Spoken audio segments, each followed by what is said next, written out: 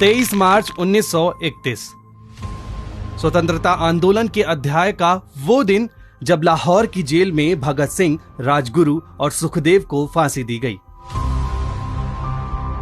ये फांसी assistant police commissioner John Sanders की हत्या करने के जुर्म में दी गई। इस हत्याकांड की पूरी घटना लाहौर के अनारकली पुलिस स्टेशन के बाहर हुई, जिसके बाद 17 दिसंबर 1928 की शाम को उर्दू में FIR लिखी गई और तीनों क्रांतिकारियों पर मुकदमा चला और फिर आया फांसी का दिन। सैंडर्स हत्याकांड और भगत सिंह की कहानी को जानने के लिए हम पहुंचे लाहौर के फैसलाबाद।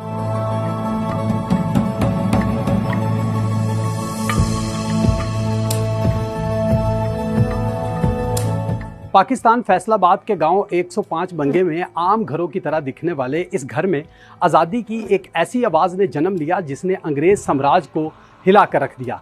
शहीद भगत सिंह की ज़िंदगी का आगाज़ इसी घर से होता है। शहीद भगत सिंह की कुर्बानी को दोनों देशों में इज्जत और कदर की निगाह से देखा जाता है। यही वजह है कि यहाँ पर बसने वालों ने शहीद भगत सिंह की यादों और तमाम चीज़ों को सीने से लगा कर रखा हुआ है।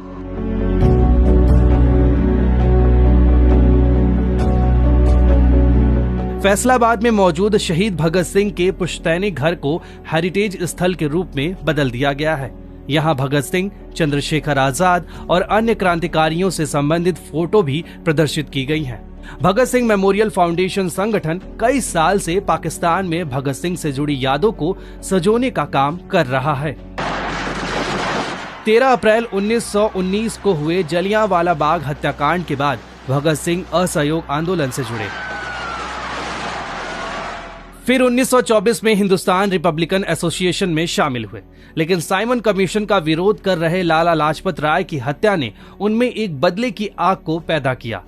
इसके बाद भगत, सुखदेव और राजगुरु ने कसम लेते हुए पंजाब पुलिस के सुप्रिटेंडेंट जेम्स ए स्कॉट की हत्या का प्लान बनाया।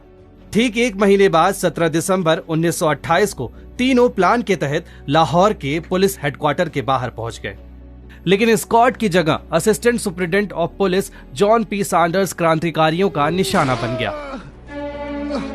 8 अप्रैल 1929 को दिल्ली असेंबली ब्लास्ट को अंजाम दिया गया, जिसमें भगत सिंह और बटुकेश्वर दत्त ने अपनी गिरफ्तारी दे दी। इसके बाद ही तीनों क्रांतिकारियों पर सैंडर्स को मारने के अलावा देशद्रोह का केस चला और उन्हें दोषी माना गया।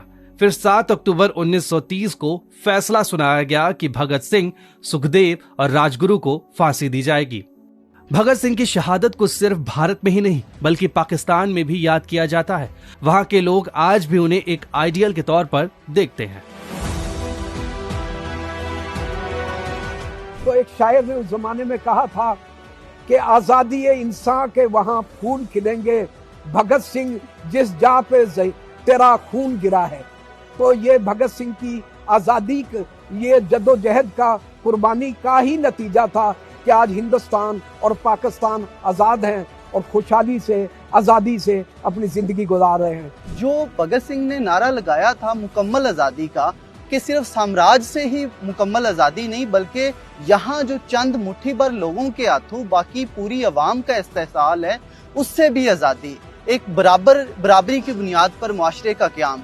अंग्रेज साम्राज्य ने तख्ता-ए-दार पर चढ़ाकर भगत सिंह की आवाज और वजूद को खत्म करना चाहा, लेकिन भगत सिंह की आजादी के लिए की गई कोशिशों और कुर्बानी ने उसे हमेशा के लिए अमर कर दिया।